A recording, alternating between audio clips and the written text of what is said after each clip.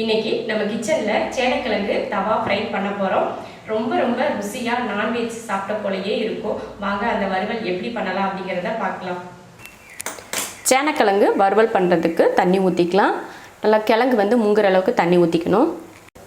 தண்ணி கூட கொஞ்சம் புளி கரைசலும் சேர்த்துக்கலாம். கொஞ்சமாக புளி விட்டு வேக வச்சோன்னா அந்த அரிப்பெல்லாம் இருக்காது. கொஞ்சம் மஞ்சத்தூள். தண்ணி கொதிச்சிருச்சு. இதில் சேனக்கிழங்க சேர்த்துக்கலாம். தோலெல்லாம் சீவிட்டு இது போல் கட் பண்ணி எடுத்து வச்சுருக்கேன். கொஞ்சம் பெரிய சைஸாகவே நான் கட் பண்ணியிருக்கேன். பாருங்கள், இந்த மாதிரி இப்படி வெட்டினா தான் நம்ம தவாவில் போட்டு வறுக்கிறப்போ நல்லா வறுக்கிறதுக்கு நல்லாயிருக்கும். தேவையான உப்பு போட்டு இப்போயே வேக வச்சிடலாம். லாஸ்ட்டில் உப்பு போட தேவையில்லை. கிழங்கு வேகட்டும். இது வந்து ஃபுல்லுமே நல்லா குலைவாக வேகக்கூடாது. அரை பக்குவத்துக்கு வேக வச்சு எடுத்துக்கலாம். சேனக்கிழங்கு இந்தளவுக்கு வெந்தது போதும். கிழங்கு வேக வச்சு எடுத்தாச்சு. ஆற வச்சுட்டு இதில் மசால் தடவி வறுத்துக்கலாம். சேனக்கிழங்கு வறுக்கிறதுக்கு மசால் போட்டுக்கலாம். 1 ஸ்பூன் மிளகாத்தூள், மல்லித்தூள் 1 ஸ்பூன், 1.5 ஸ்பூன் மல்லித்தூள் சேர்த்துருக்கேன். இஞ்சி பூண்டு பேஸ்ட் கொஞ்சமாக சேர்த்துக்கோங்க. ஒரு 1/4 ஸ்பூனுக்கும் கம்மியாக கூட சேர்த்துக்கலாம். இஞ்சி பூண்டு சேர்த்துட்டா நான்வெஜ் வறுவல் சாப்பிட்ற மாதிரியே இருக்கும். அதுக்காக தான் இஞ்சி பூண்டு. அது பிடிக்கல அப்படின்னா நீங்கள் அதை சேர்க்க தேவையில்லை. கொஞ்சமாக மஞ்சத்தூள்.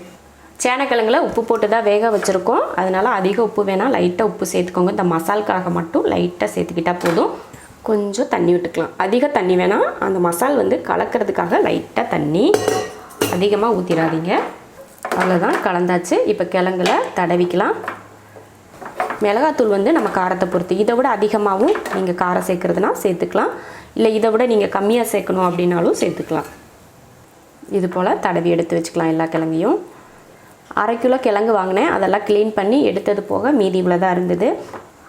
இந்த மாதிரி வறுவல் பண்ணால் நல்லாயிருக்கும் அப்படின்றதுக்காக நான் 1/2 கிலோ கிழங்கையுமே சேர்த்துக்கிட்டேன். நீங்கள் இதை 1/4 கிலோவில் கூட செய்யலாம். மசாலா அளவை இதை விட ஒரு 1/2 ஸ்பூன் கம்மியாக சேர்த்துக்கிட்டிங்கன்னா போதும். சேனக்கிழங்குல இது போல் மசால் தடவி வச்சுருக்கேன். இப்போ இதை வறுத்துக்கலாம். வறுக்கிறதுக்கு தோசைக்கல் வச்சுருக்கேன். வடச்சட்டியில் கூட நீங்கள் வறுத்துக்கலாம். நிறைய எண்ணெய் ஊற்றி பொரிச்சு எடுக்கிற மாதிரி கூட நீங்கள் பொரிச்சு எடுக்கலாம். அதுவும் நல்லா தான் இருக்கும். இதுவும் நல்லாயிருக்கும். எண்ணெய் ஊற்றி எண்ணெய் காஞ்சிருச்சு. இப்போது ஒவ்வொரு பீஸாக வச்சுக்கலாம்.